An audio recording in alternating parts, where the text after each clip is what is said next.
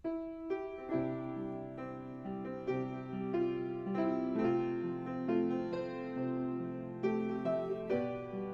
Yesus adalah sumber kita.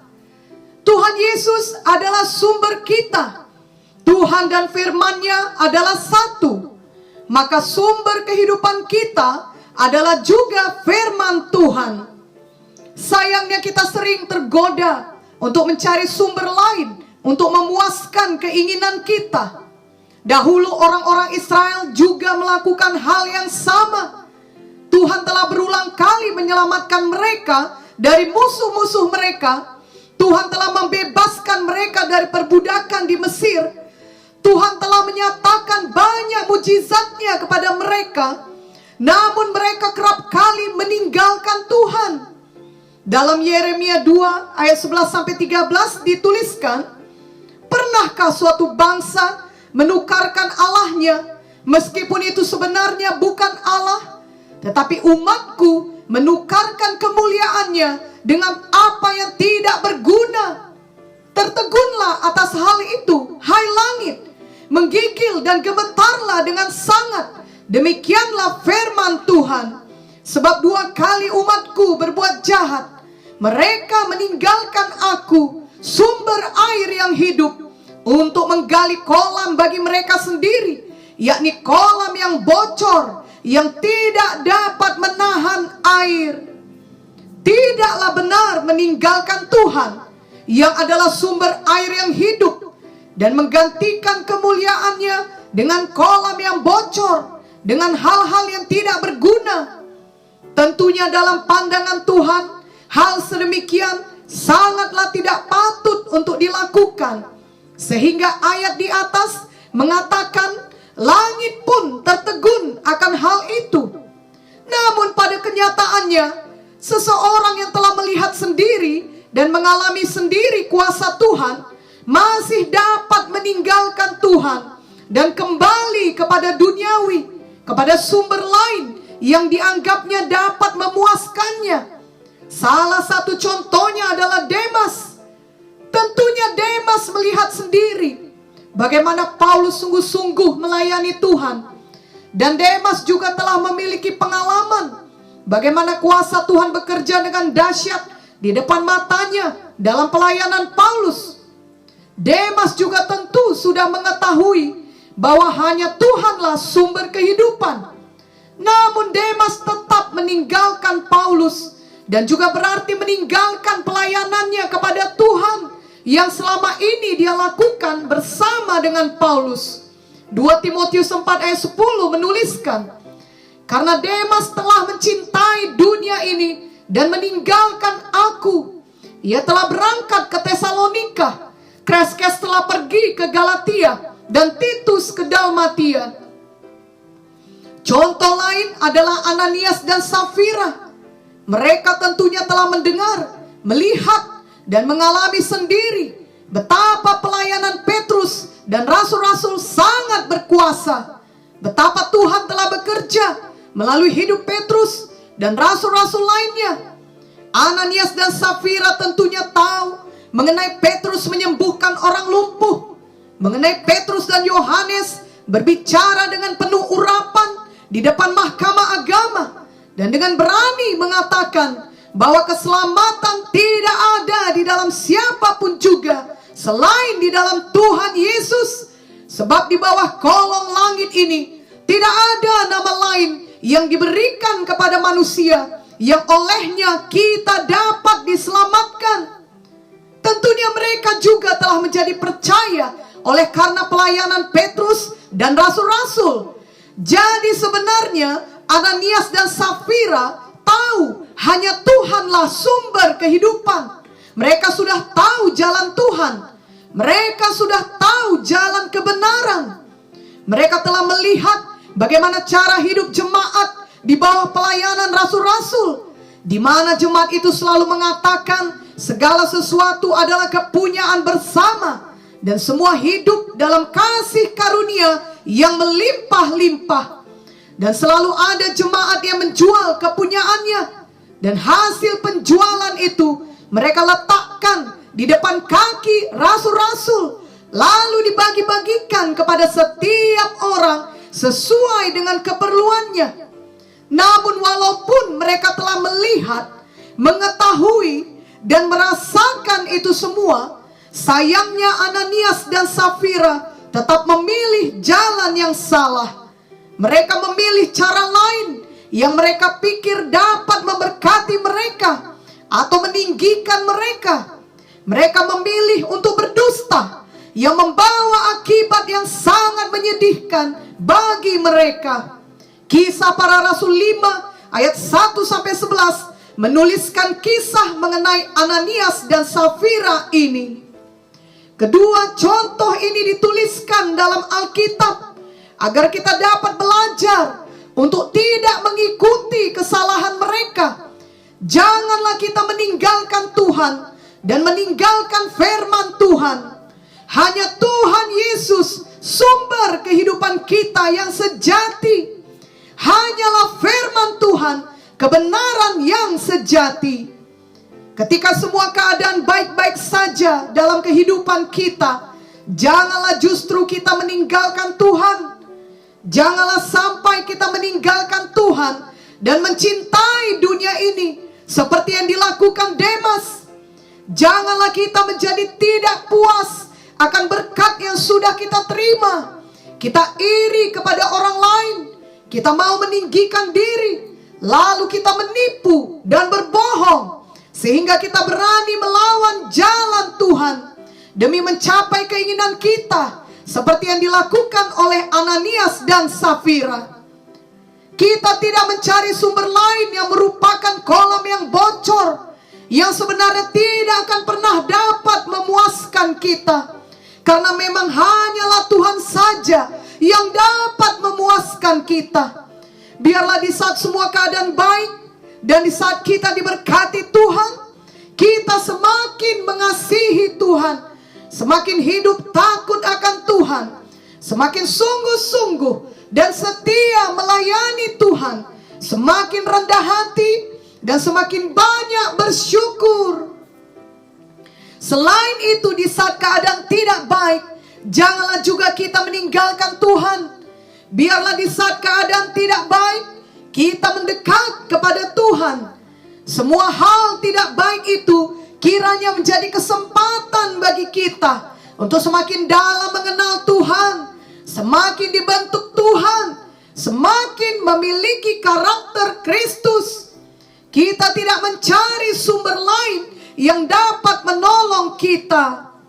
Misalnya ketika kita melihat dan mengalami banyak kekacauan dalam kehidupan kita, biarlah di dalam semua kekacauan yang kita hadapi tersebut, kita menyadari dan mengalami bahwa hanya Tuhanlah sumber damai kita. Paulus berulang kali mengatakan dalam surat-suratnya bahwa Tuhan adalah sumber damai sejahtera. Roma 16 ayat 20 berkata, semoga Allah sumber damai sejahtera segera akan menghancurkan iblis di bawah kakimu. Kasih karunia Yesus Tuhan kita menyertai kamu. Filipi 4 ayat 9 berkata, dan apa yang telah kamu pelajari, dan apa yang telah kamu terima, dan apa yang telah kamu dengar, dan apa yang telah kamu lihat padaku, lakukanlah itu. Maka Allah sumber damai sejahtera akan menyertai kamu. Biarlah hati kita teguh, percaya kepada Tuhan, sehingga bagaimanapun kacaunya keadaan kita dan keadaan di sekeliling kita, kita tetap dipenuhi dengan damai sejahtera dari Tuhan. Yesaya 26 ayat 3 berkata, yang hatinya teguh kau jagai dengan damai sejahtera, sebab kepadamulah ia percaya. Atau ketika kita dipenuhi dengan kesedihan yang mendalam, biarlah di dalam semua kesedihan tersebut kita menyadari dan mengalami bahwa hanya Tuhanlah sumber penghiburan kita. 2 Korintus 1 ayat 3-4 berkata, terpujilah Allah Bapa Tuhan kita Yesus Kristus, Bapa yang penuh belas kasihan dan Allah sumber segala penghiburan, yang menghibur kami dalam segala penderitaan kami, sehingga kami sanggup menghibur mereka yang berada dalam bermacam-macam penderitaan dengan penghiburan yang kami terima sendiri dari Allah. Atau ketika pikiran kita dipenuhi oleh keputusasaan, biarlah di saat kita putus asa, kita menyadari dan mengalami bahwa Tuhanlah sumber pengharapan kita. Roma 15 ayat 13 berkata, semoga Allah sumber pengharapan memenuhi kamu dengan segala sukacita dan damai sejahtera dalam iman kamu, supaya oleh kekuatan Roh Kudus kamu berlimpah-limpah dalam pengharapan. Betapa luar biasanya firman Tuhan ini. Biarlah kita benar-benar mempercayainya dan menerimanya. Marilah setiap hari kita datang kepada Tuhan Yesus. Hanya Tuhan Yesus sumber kehidupan kita. Hanya Tuhan Yesus sumber damai, sumber penghiburan, dan sumber pengharapan kita. Tuhan Yesus juga adalah sumber pertolongan kita di dalam segala situasi yang kita hadapi. Daud berulang kali mengatakan bahwa Tuhan adalah sumber pertolongan. Dalam Mazmur 115 ayat 9 sampai 11 dituliskan, hai Israel, percayalah kepada Tuhan. Dialah pertolongan mereka dan perisai mereka. Hai kaum Harun, percayalah kepada Tuhan. Dialah pertolongan mereka dan perisai mereka. Hai orang-orang yang takut akan Tuhan, percayalah kepada Tuhan. Dialah pertolongan mereka dan perisai mereka. Banyak orang berusaha mencari sumber pertolongan dengan segala macam cara, kecuali dengan percaya kepada Tuhan. Mereka juga mencari damai, penghiburan, dan pengharapan di dalam harta kekayaan, di dalam ketenaran, di dalam kekuasaan, dan semua kesenangan duniawi. Tetapi semua yang ditawarkan dunia ini adalah sumber yang fana. Hanya Tuhan sumber pertolongan kita. Hanya Tuhan Yesus sumber kehidupan yang sejati. Hanya di dalam Tuhan Yesus ada kedamaian sejati, ada penghiburan sejati, ada pengharapan sejati. Dan hanya di dalam Tuhan Yesus ada kebenaran sejati. Juga hanya di dalam Tuhan Yesus ada keselamatan dan kehidupan kekal. Dialah hidup dan dialah kebenaran itu. Dalam Yohanes 14 ayat 6 dituliskan, kata Yesus kepadanya, akulah jalan dan kebenaran dan hidup. Tidak ada seorang pun yang datang kepada Bapa kalau tidak melalui aku. Puji Tuhan, karena semua kita sudah benar-benar percaya kepada Tuhan Yesus sebagai satu-satunya jalan, kebenaran, dan hidup. Marilah kita tetap menjaga persekutuan kita dengan Tuhan, agar tetap manis dan semakin dalam kita mengenal Tuhan setiap hari. Janganlah kita melupakan Tuhan sebagai sumber kehidupan kita dengan membiarkan diri kita dipengaruhi oleh orang lain yang memiliki kebiasaan buruk, sebab kita berharap mereka akan menjadi sumber kita. 1 Korintus 15 ayat 33 berkata, janganlah kamu sesat, pergaulan yang buruk merusakkan kebiasaan yang baik. Juga Yakobus 4 ayat 4 berkata, hai kamu orang-orang yang tidak setia, tidakkah kamu tahu bahwa persahabatan dengan dunia adalah permusuhan dengan Allah? Jadi barang siapa hendak menjadi sahabat dunia ini, ia menjadikan dirinya musuh Allah. Oleh karena itu, janganlah ada kita yang berkompromi dengan dosa. Karena kita melihat orang-orang yang melakukannya, kelihatannya diberkati. Dengan demikian kita membiarkan hati kita tertipu, bahwa seolah-olah dengan hidup melanggar firman Tuhan, seseorang itu dapat diberkati. Hal itu tidak mungkin. Tidak ada sumber kehidupan kecuali Tuhan Yesus dan firman-Nya. Jadi janganlah iri hati kepada orang-orang yang hidupnya tidak seturut firman. Ingatlah Mazmur 73 ayat 2-5 yang berkata, tetapi aku sedikit lagi maka kakiku terpeleset, nyaris aku tergelincir, sebab aku cemburu kepada pembual-pembual. Kalau aku melihat kemujuran orang-orang fasik, sebab kesakitan tidak ada pada mereka, sehat dan gemuk tubuh mereka. Mereka tidak mengalami kesusahan manusia, dan mereka tidak kena tulah seperti orang lain. Dan Amsal 3 ayat 31 yang berkata, janganlah iri hati kepada orang yang melakukan kelaliman, dan janganlah memilih satupun dari jalannya. Ingatlah bahwa bila kita hidup mengutamakan Tuhan, maka kita pasti diberkati Tuhan. Matius 6 ayat 33 berkata, tetapi carilah dahulu kerajaan Allah dan kebenarannya, maka semuanya itu akan ditambahkan kepadamu. Tuhan mau memberkati kita dengan limpah, sehingga kita dapat memberkati banyak orang lainnya lagi. Namun janganlah kita sampai hanya menginginkan berkat, tapi tidak memperdulikan Tuhan yang adalah sumber berkat tersebut. Tuhan mengetahui bagaimanakah hati kita sebenarnya.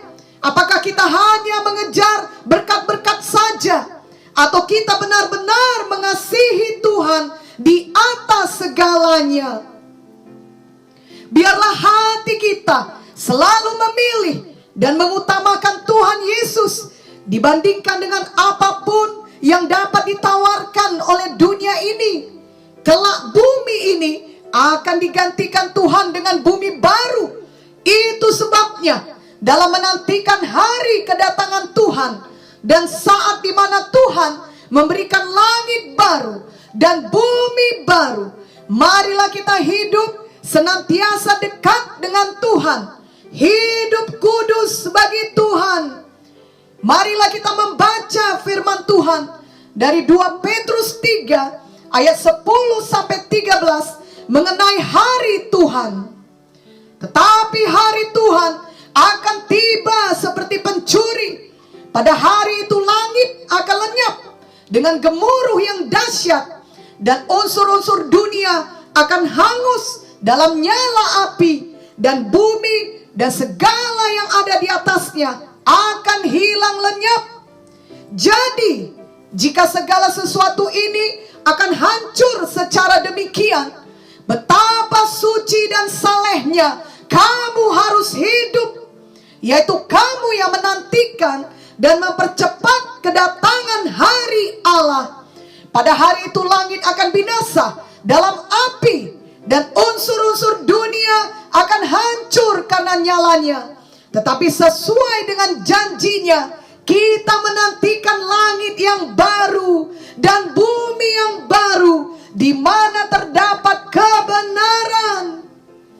Dunia yang sekarang ini masih penuh dengan dosa, dengan banyak persoalan, ketidakadilan, bencana, dan kesedihan. Namun di tengah semuanya itu, seperti 2 Petrus 3 ayat 11 di atas berkata, kita dapat hidup suci dan saleh. Kita dapat terus hidup menang, karena Tuhanlah sumber kehidupan kita. Jika bukan Tuhan yang menolong kita selama ini, tentulah kita tidak dapat bertahan. Tetaplah percaya bahwa Tuhan senantiasa memelihara kita semua. Di masa yang akan datang pun, Ia tetap memelihara kita dan menyertai kita. Tuhan tidak pernah meninggalkan kita atau membiarkan kita. Tuhan Yesus adalah sumber kita untuk selama-lamanya. Amin.